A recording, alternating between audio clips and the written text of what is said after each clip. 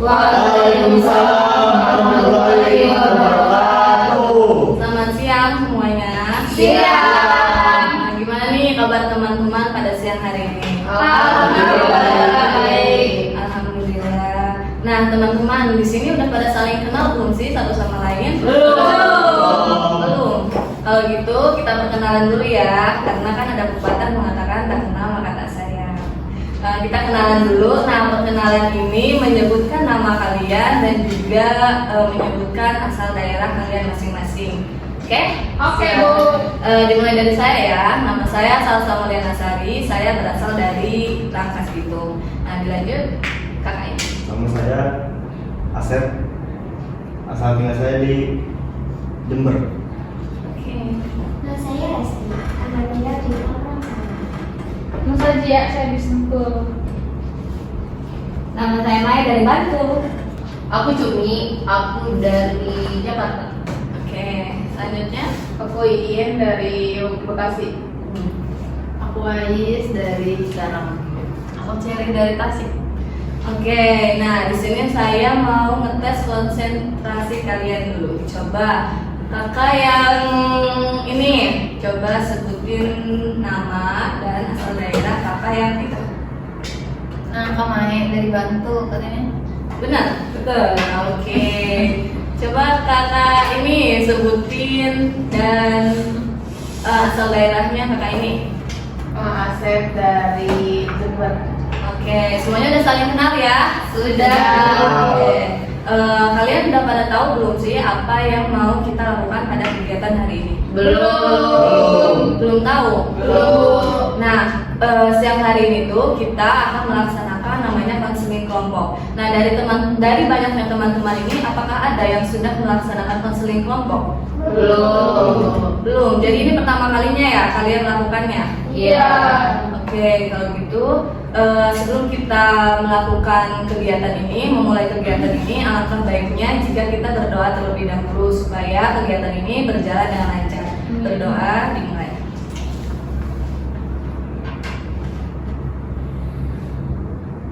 Doa selesai. Nah, teman-teman, karena tadi di antara teman-teman belum pernah ada yang melakukannya, izinkan saya untuk menjelaskan terlebih dahulu terkait kegiatan kita pada siang hari ini. Nah, konseling kelompok ini adalah salah satu jenis layanan yang ada dalam bimbingan konseling, yang dimana dalam kegiatan ini tuh bertujuan untuk mengentaskan masalah yang terjadi pada diri teman-teman masing-masing. Nah, masalah itu adalah masalah yang terjadi di masa lampau, namun dampaknya masih kalian rasakan hingga saat ini. Nah, dalam kegiatan ini pun perlu yang namanya dinamika kelompok, yang artinya teman-teman berpartisipasi aktif, bertanya, berpendapat, yang kemudian akan memberikan solusi kepada orang yang menceritakan masalah tersebut. Kemudian dalam konseling kelompok ini, bagi teman-teman yang ingin menceritakan masalahnya itu diceritakannya dengan sukarela, tidak ada paksaan. Jadi kalian itu menceritakan ini dengan sukarela agar kalian bisa menemukan solusinya. Dan juga bagi teman-teman yang mendengarkan masalah tersebut, diharapkan untuk merahasiakan masalah itu. Masalah ini tidak boleh tersebar ke orang selain yang ada di sini. Nah, untuk menjamin masalah ini itu rahasia, nanti di akhir sebelum memulai kegiatannya kita akan mengucapkan ikrar, yang dimana ikrar itu menjamin teman-teman agar tetap merahasiakan masalah itu. Nah, sampai di sini ada yang ingin kalian tanyakan? Tidak, Bu. Udah Paham ya? Ya, Ibu. Oke. Sebelum kita melakukan kegiatan ini, alangkah baiknya jika kalian merapihkan terlebih dahulu barang-barang yang ada di sekitar kalian. Udah, Bu. Oke, diharapkan teman-teman duduk dengan senyaman mungkin ya, agar ini tuh berjalan dengan lancar. Nah, karena tadi saya bilang dalam kegiatan ini ada ikrar supaya itu menjamin teman-teman merahasiakan masalahnya.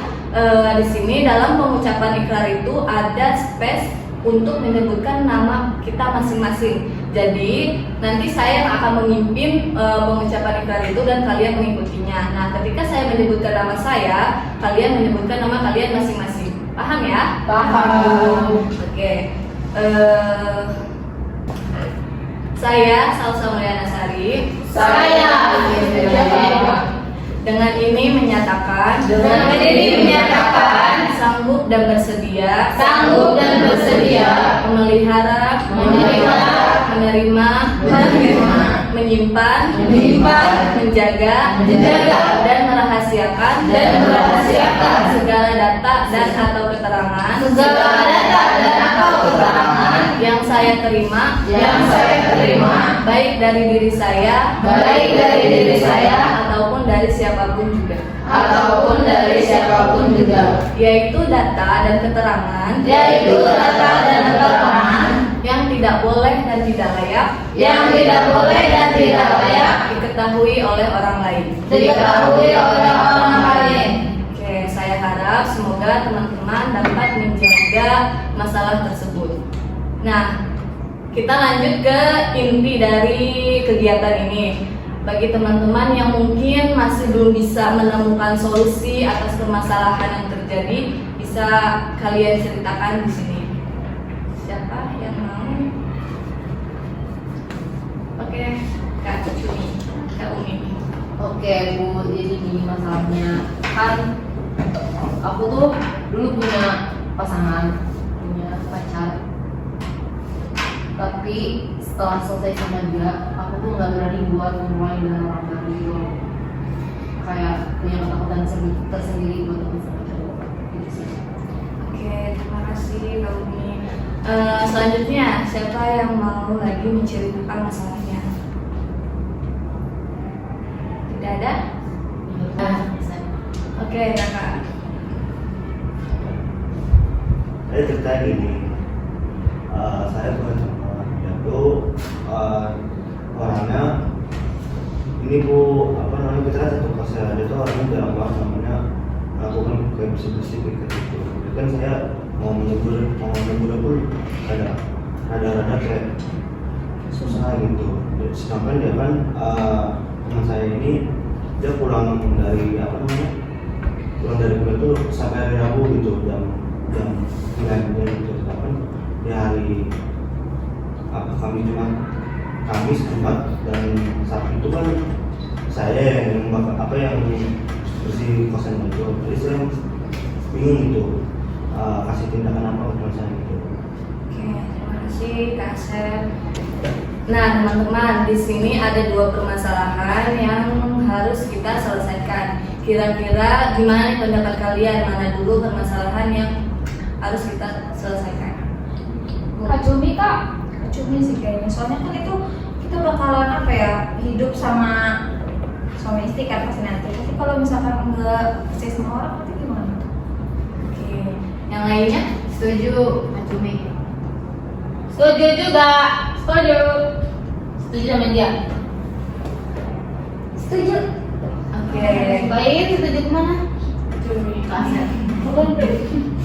Nah, karena semuanya merujuk ke Kak Juni, rasa masalahnya nanti ya kita selesaikannya. Oke. Nah, Kak Juni, silahkan ceritakan secara detail. Oke, baik, terima kasih Bu.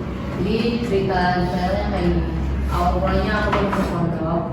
Jadi aku tuh tapi awalnya tuh belum masuk pondok gitu kan, kayak masih bingung mondok atau enggak. Tapi dari diri pribadi aku tuh kayak pengen banget gitu mondok, karena cerita orang-orang tuh mondok tuh seru gitu loh, banyak temennya kan. Singkat cerita, aku tuh masuk pondok. Tapi dari pribadi aku tuh kayak aku tuh pengen jadi wanita yang lebih baik loh, pondok tuh gitu tuh. Nggak ada lagi yang kenal cowok, maksudnya kenal oke gitu, tapi aku tuh nggak mau yang kayak pacaran, yang nggak mau deket lagi sama cowok gitu kan. Pas aku mondok, aku tuh bener-bener anti banget gitu loh sama cowok. Bahkan duduk kalau sampingnya ada cowok tuh nggak mau gitu loh. Jadi aku tuh duduknya di pojokan, dimana jadi kan duduknya 4 baris gitu kan. Jadi ini cewek 2 baris, cowok 2 baris, aku tuh duduknya di pojok sebelah sini gitu loh. Pokoknya jangan sampai deket-deketan sama cowok kan. Terus lama-lama ada cowok yang deketin dari kelas lain kan. Yaudah nah kita deket. Ternyata dia tuh playboy gitu tahu, playboy. Tapi it's okay karena aku juga belum yang benar-benar suka gitu loh sama dia. Ya aku juga masih ya udahlah gitu. Karena emang kita cuma ya 3 atau 4 bulan doang deketnya gitu kan. Jadi di sekolah aku tuh ada bajarnya itu yang jualan anak kelas 3 nih. Karena aku waktu itu kan mahasiswi baru, mahasiswi. Jadi aku tuh dulu tuh siswa baru banget di waktu itu kan di sekolah itu. Tapi sekolah aku nih nggak begitu yang benar-benar anak-anak doang gitu loh yang sekolah. Jadi anak dari luar juga gitu kan. Terus aku tuh ada bajar, aku tuh beli. Dan di situ tuh yang jualnya tuh namanya anak kelas 3 kan. Jadi satu kelompoknya ada cewek ada cowok gitu tuh yang jualan. Terus tiba-tiba si cowok yang jualan ini nawarin es. Terus pas nawarin es, aku bilang kayak enggak lah gitu tuh. Tapi emang kawan aku nih mau beli gitu kan, kawan aku mau beli. Terus ya kayak gitu aku tuh nggak mau karena ngeliat mukanya nih, ngeliat muka si cowoknya ini nih. Tiba aku tuh dikasih esnya gratis, tapi ngasihnya ke temen aku, tapi suruh ngasih ke aku. Terus enggak aku terima dong, saat udah nyampe kelas, aku masih nggak nerima. Pas aku pulang sekolah di pondok, ada 2 teteh pondok yang kayak nyampein gitu loh, kayak cumi apa gitu kan, kayak ada salam loh dari A ini gitu kan kalau di sana tuh manggil ke anak-anak saya tuh AA gitu kan, dari A ini gitu kan. Udah sih lah nggak kenal gitu kan, tapi itu tuh berlangsung setiap hari loh gitu tuh, kayak nitip salam setiap hari, nggak pernah lupa. Sampai pada akhirnya aku tuh mondok di situ tuh udah 7 bulan. Dulu tuh zamannya Facebook banget. Jadi dia tuh apa ya bahasanya kalau di Facebook itu? Kalau apa ya? Kalau kita pertemanan tuh Konfir. Iya nge-add. Dia tuh nge-add FB aku gitu loh, dia tuh nge-add FB aku. Terus pas aku mau konfir nggak bisa. Jadi pertemanan dia tuh udah 5.000 gitu tahu, jadi nggak bisa dikonfir. Terus dari itu dia tuh ngechat kayak kenapa nggak dikonfir gitu kan. Terus aku bilang nggak bisa dikonfir kak, kata aku tuh nggak bisa dikonfir kak. Terus dia tuh ngapusin pertemanannya gitu tuh sampai tinggal 4 hari lebih doang. Terus dia bilang konfir katanya, ya udah no, pas aku konfir ternyata bisa dikonfir no. Dan ternyata si cowok yang ngasih es itu, dan emang orangnya ganteng banget. Pokoknya kayaknya di sekolah itu tuh dia yang paling ganteng deh. Soalnya emang ya idola juga di situ kan. Terus kayak gitu, iya no. Ternyata kakak kelas aku tuh suka sama si cowok ini, tapi aku gak suka sama cowok ini. Kakak kelas aku tuh suka sama cowok ini, dan dia tuh manggil diri dia tuh Inces. Jadi anak-anak tuh sering manggil dia tuh ke Inces gitu tuh, kalau nggak Inces gitu. Karena emang dia tuh manggil diri sendirinya tuh Inces gitu kan. Terus udah nyebar kalau banyak orang yang suka sama cowok ini, tapi cowok ini dingin, nggak bisa dideketin sama cewek-cewek gitu loh. Terus selama kakak kelas aku mondok di situ udah hampir 5 tahun juga nggak pernah ngedenger si cowok ini deket sama cewek, Singkat cerita aku tuh deket sama dia, jalan, dan kita tuh jalannya kayak ke pantai, ke bioskop gitu tuh. Awal-awal biasa aja, nggak ada sama sekali yang jalan, lama-lama ya hantu mah nggak ada yang tahu kan gitu. Kita tuh biasa pegangan tangan gitu kan, pegangan tangan, lama-lama merambat gitu loh, gitu. Kayak awalnya dari pipi terus ke mulut gitu kan, kayak Pokemon gitu kan.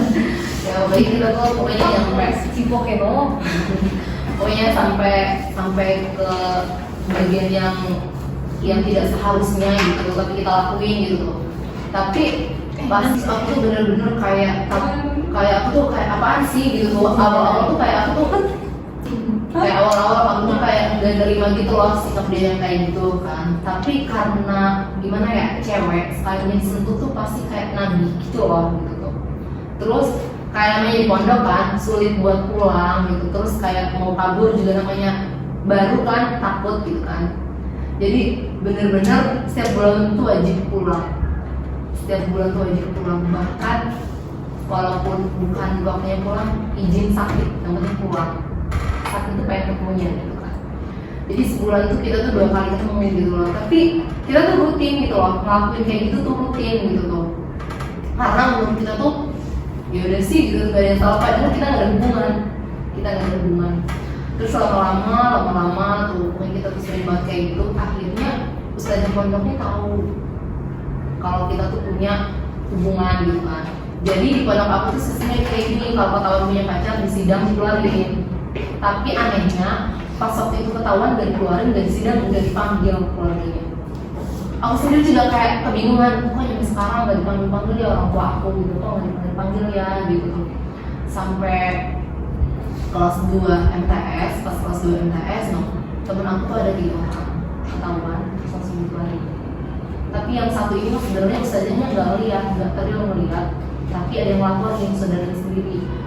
Kalau saudaranya ini ketemuan, tapi ustazahnya nggak lihat, dipanggil, akhirnya dikeluarin. Tapi aku tuh nunggu banget waktu aku tuh dipanggil orang tua tuh kapan gitu kan, sampai nggak dipanggil gitu kan. Tapi aku tuh pengen dipanggil orang tua aku nih, kok aneh gitu, kok aku udah ketahuan tapi nggak dipanggil gitu kan. Si cowok ini pondok lulus, jadi waktu itu kan aku kelas 1 MTS, dia kelas 3 ya. Jadi dia tuh pondok keluar Pulau Jawa. Habis itu kita tuh kayak jarang chattingan gitu lah, namanya pondok di sana tuh lebih ketat gitu loh. Dia tuh yang kayak HP tuh paling acara-acara tertentu doang gitu kan, kayak ya udah. Tapi kita tuh sering chattingan, jadi dia tuh sering kabur-kaburan ke warnet gitu kan, tapi aku juga nggak percaya gitu loh kalau di dia tuh cuma ada aku doang kan gitu kan. Terus aku tuh selalu yang kayak overthinking banget, pasti kamu jawaban cewek ya, dia tuh kayak yakin banget kayak aku tuh nggak kayak gitu loh, sampai pada akhirnya pas aku tuh lagi pulang, jadi aku tuh pas kelas 2 MTS itu udah berani kabur dari pondok. Jadi aku tuh pulang, nggak bilang ke siapa-siapa, pulang pokoknya ke rumah. Pas aku buka HP, si cowok ini post foto cewek.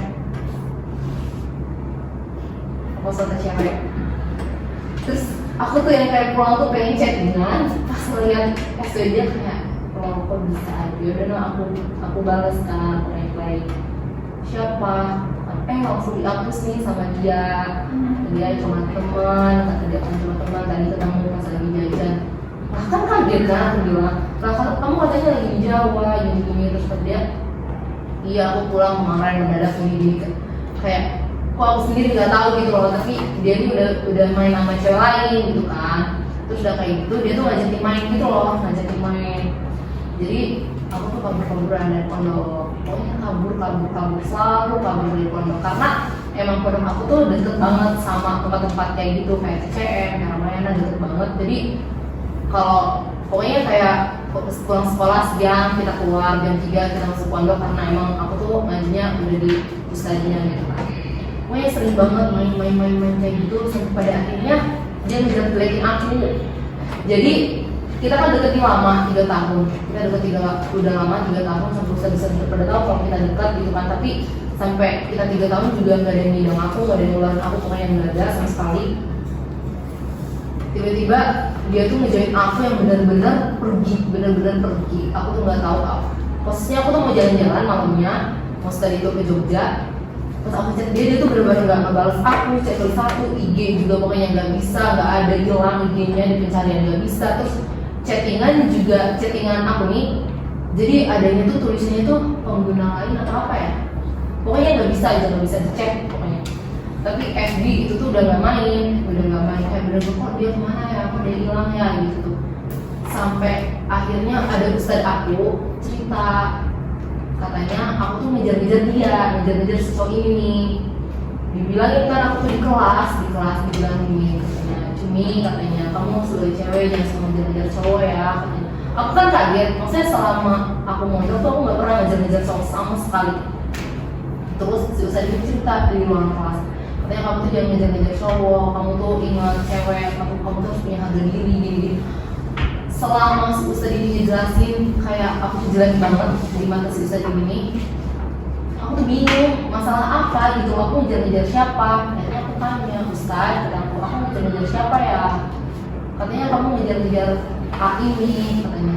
Loh, enggak, katakan gini-gini, aku jelasin itu aku juga di sini nggak mau disalahin gitu tuh, karena emang nggak aku gitu loh yang ngejar-ngejar gitu kan.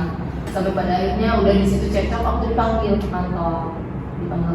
Jadi karena si A ini anak pimpinan pondok, tapi bukan pondok aku, jadi pondok luar.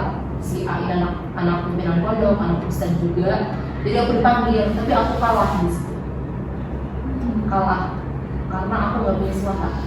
Jadi kalah. Si cowok ini bilang katanya selama ini aku ngejar-ngejar dia, suka ngirimin surat-surat ke dia, padahal bilahin Allah aku tuh selama mondok aku tuh nggak pernah kirim surat ke cowok. Kalau buku-bukuan pernah, tapi kalau ngirim surat nggak pernah gitu. Ya pokoknya dia tuh ngejelek-jelekin ke ustad.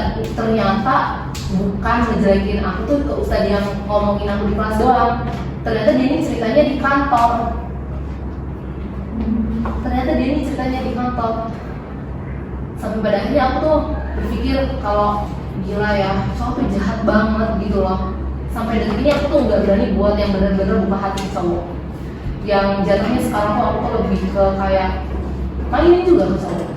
Karena kemarin aku yang jadi korban dan yang ganjel sampai detik ini bagi aku tuh kayak gimana ya gitu, cara membangun diri aku lagi biar aku juga nggak semerendahkan itu lelaki.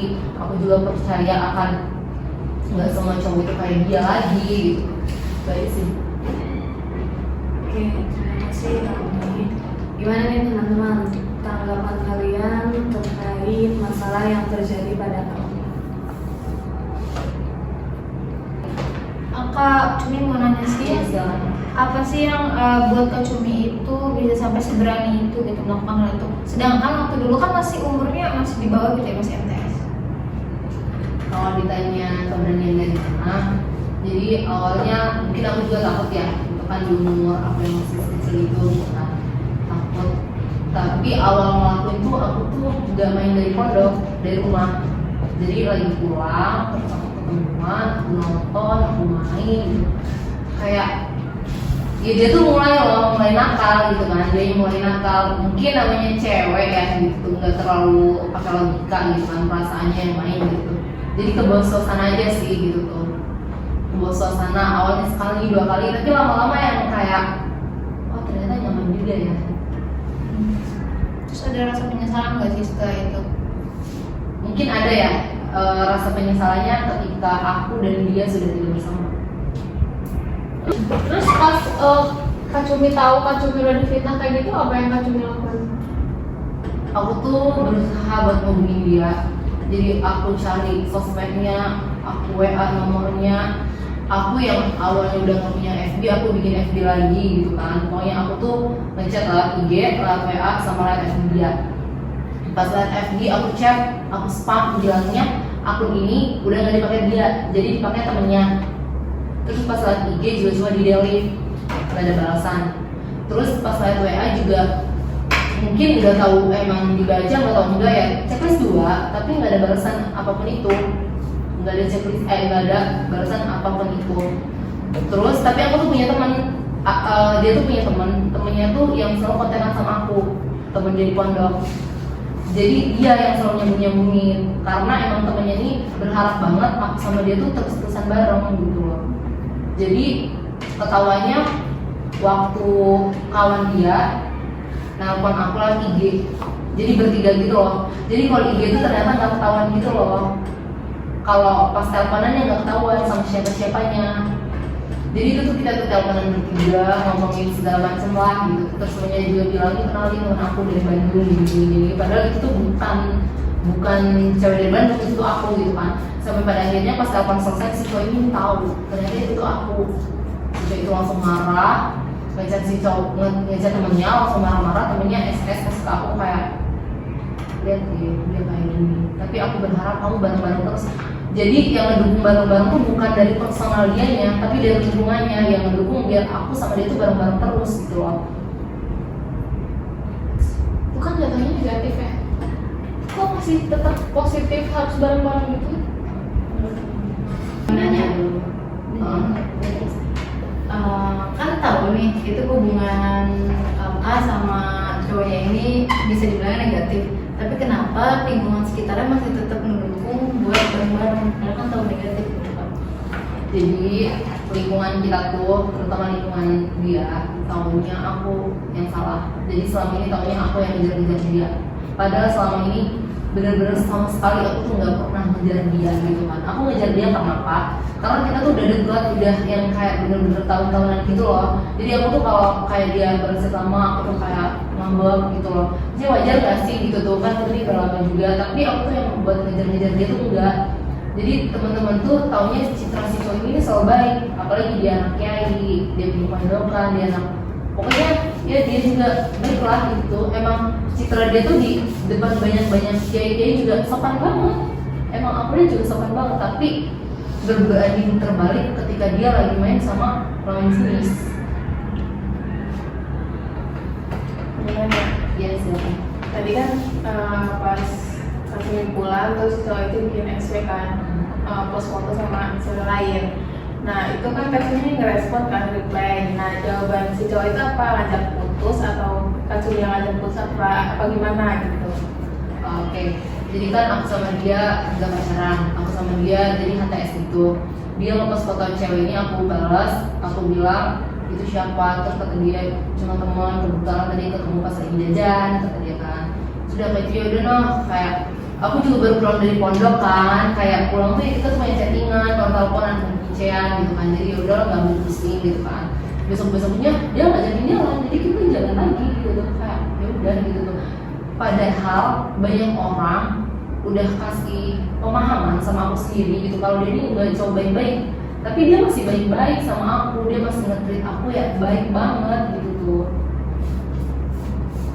Dan itu mau nanya, kan hubungan 3 tahun ya, 3 tahun tanpa status, itu kenapa mau selama itu gitu? Sedangkan iya sebulan, 2 bulan, 3 bulan itu kan udah lama, tapi gak punya status gitu. Kan cuma ada nggak sih di perasaannya kayak, duh gue pengen ngelarang tapi gue bukan siapa-siapanya gitu. Sedangkan dia 3 tahun, Kak Cumi nggak pernah minta penjelasan kan, kayak kak kita tuh apa sih gitu. Dia juga apa nggak pernah mastiin apa emang dia yang bilang kita gini aja yang mesti status atau gimana? Oke, kalau masalah hubungan dari aku pribadi, jadi kalau dari dia tuh pengen kayak kita ini kemana gitu, hubungan kita tuh apa, tapi dari diri aku pribadi aku tuh membentengi diri bahwa aku tuh nggak mau yang namanya ada kata pacaran.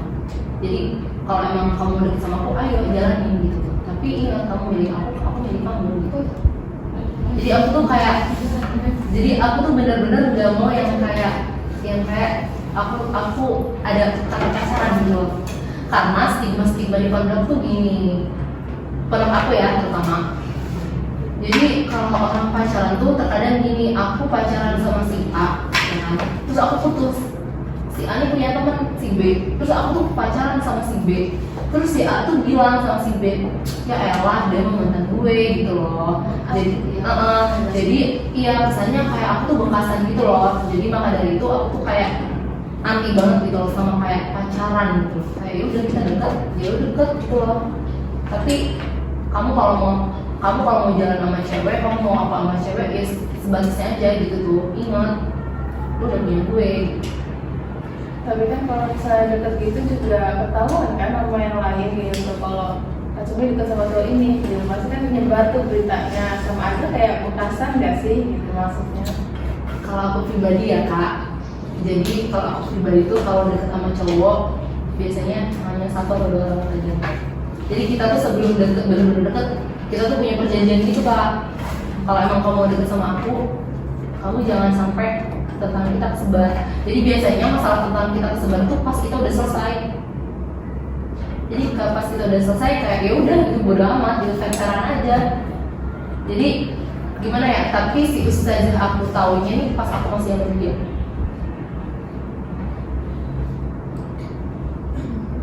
Tapi emang kalau pacaran apa sih yang membuat orang itu ngomong kayak itu bekas gitu? Emang ngapain? Ini gimana? udah pernah sama kita udah pernah tahu loh gimana sama dia, bukan gimana sama dia tuh ngejalin hubungan gitu loh.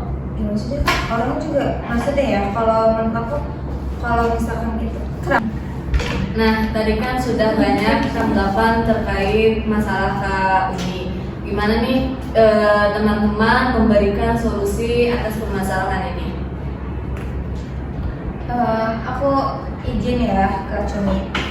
Menurut aku solusinya ya Kak Cumi nggak boleh apa ya, kan kata Kak Cumi juga tadi ceritanya, maksudnya dia Kak Cumi itu ini loh apa sih ngelakuin hal yang sama gitu ke cowok sekarang kan Kak Cumi udah tahu rasanya disakitin kayak gimana. Untuk aku jangan kayak gitu sih ke orang, maksudnya kan kita udah tahu ya rasanya kayak gimana kalau ngelakuin itu ke orang, dan dia juga nggak punya salah gitu, yang salah itu si cowoknya bukan korban istrinya gitu sih. Yang lainnya? Dari aku pribadi ya, mungkin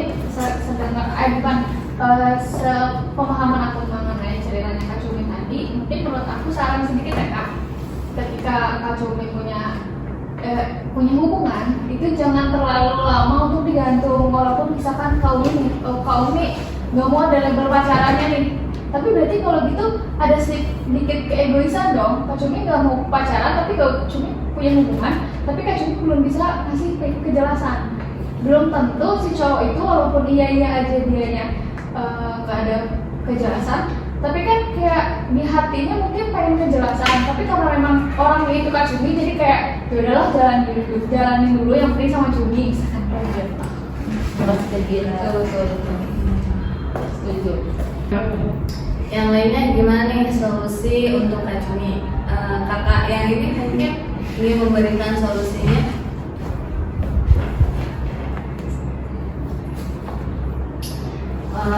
Menurut aku ya, buat Kak Cumi sendiri sebenarnya betul kata Kak Gia ya, secara tidak langsung Kak Gia pun menyalahkan Kak Cumi ini karena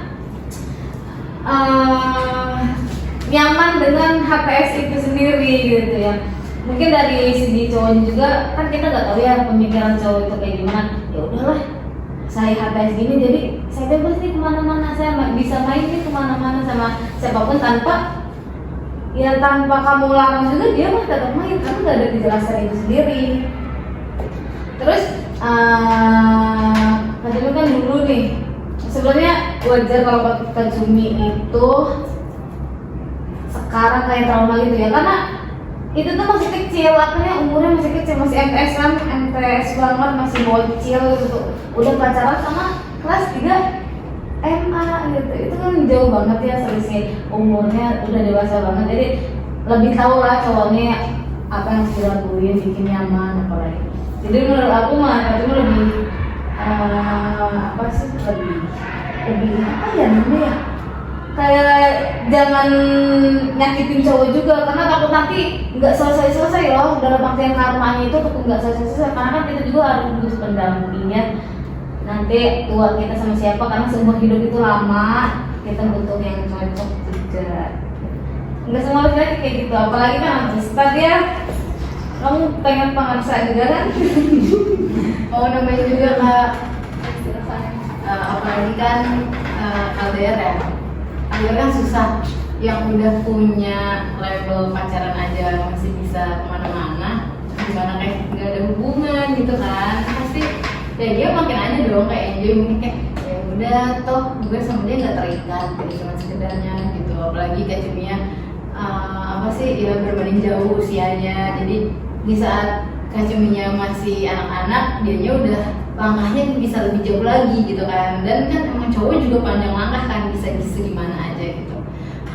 Kalau buat percaya diri lagi, ya betul tadi dari kakak-kakak sebelumnya, nggak semua cowok sama aja, tapi juga Kak Cuminya jangan harus stop itu kayak apa ya, mainin gitu kan, itu mungkin buat melampiasi kesannya gitu kan, kesel gimana, kecewa gitu.